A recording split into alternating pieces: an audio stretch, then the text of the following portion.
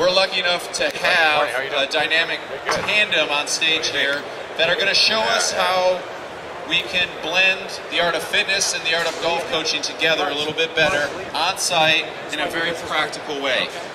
I've been lucky enough to work with these two off and on for the last 5 years and gain a lot of knowledge through their expertise on the art of golf coaching and fitness. Kai Fusser has been in the industry for a long time and has been very, very influential with Annika Sorenstam's career, as well as Charlotta Sorenstam over here, a tour player and a very highly regarded coach. And they're going to talk today on how they can blend their two talents together to get the golfer to achieve their goals. Thank you very much and welcome to the stage. Welcome everyone. Again, my name is Charlotta Sorenstam and we have Kai here and he's going to lead us off when he gets his microphone going. Here we go. Push a button and all is good. Well, good morning everybody. Thanks for coming out. Charlotta and I want to show a little bit how there is a bridge between the teacher and myself as a trainer.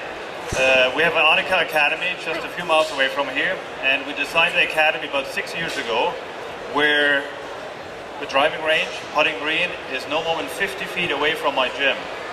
So I got windows, I can see what's going on out there. Charlotta can almost see what's going on in the gym at the same time.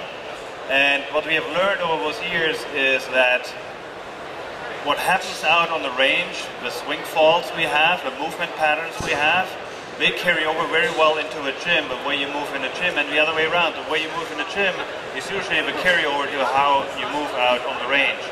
And what we found over time is how the swing faults are a little bit harder to fix out on the range because the player is so occupied with the ball, very occupied with making sure it makes contact with the ball. There's a lot going on, everything happens very fast, we want to make sure we hit it right. And a lot of it gets forgotten. We don't really feel what our body is doing. And what we have learned when we bring the players inside the gym, we can slow things down. We can add some resistance, which means you now feel which muscle is moving what body part. But also you can watch it in a mirror. And that's very important too. What we see is what we learn. That's a good way to learn. So here's a bridge between the teacher and the trainer. Now Charlotta, tell me a couple of typical swing faults you see out there. Well, like everybody who's working in the business, it's one of the biggest ones in the backswing is shifting the weight. What we like to do is more of a transfer of the weight. So that's where we're going to start today. Yeah, so we want to see how can I help Charlotta in the gym and the other way around. And what she sees a lot, people are shifting their weight instead of rotating. And that's what we want to show. So with a club, how would that look like with swing fault? I'll try my best. So you see there was a slide of the hip versus a rotation into the hip. Go ahead and show a right sequence. So it's more of a transferring of the weight because I turn. And utilizing the bigger muscles to get the club up there. Instead of the shifting of a turn, when you do that, it's really hard to turn the upper body. And again, when you have a ball in front of you and you try to hit a target, it's really hard to focus on what you're doing. So that's why I send my students in to Kai. So here what we want to understand is that it's the shoulder turn that shifts your body to the right. It's not the hip shifting to the right. Yeah. And what can we do for that through some exercises? One of the great exercises is a straight cable rotation. You can do it on the cable with the rope right here. You can also do it with rubber band. If you're at home, you can use a rubber band, attach it to a door frame, and you can use that. We like to use the cable. Of course, we can adjust the weight a little bit better. So what we do is, here's a typical swing fault exercise. And it's a straight rotation. So I have a good setup. It's very similar actually to a setup in the swing, except that you're standing upright. So this is a swing in an upright position. So I have a good stance, feet about shoulder width apart, a little bit more pressure on the front of my feet. From here, I'm straight, which means in the mirror, I would look that I'm straight. My axis is straight shoulders or my hips or my ankles. From here, I rotate my shoulders. If I rotate my shoulders, now I'm sitting into my right hip. So I did not shift my hip and then rotate. Yeah. So it's a rotation of the shoulder. And a perfect connection. You can see his upper body and his arms. It's perfect connected in front of him. From here, I want to keep a triangle right here. And that's another swing fault. A lot of time people lose the connection between their arms and the upper body and the shoulder girdle. So we want to make sure we keep a triangle right here, and I keep my arms out front. From this position now I'm set up on my right side. Now I can start rotating through my hips. So this would emulate my downswing. Downswing we want to start from a ground up, which means my hips go first, then upper body, then the arms. So here we can fix another swing fault, whereas in the same exercise. Whereas a lot of people started for upper body. So if you want to show that the sequence on the downswing. So what normally what we see is the arm starts the downswing, and of course that's coming over the top, and then they block it. Very common, as you all know.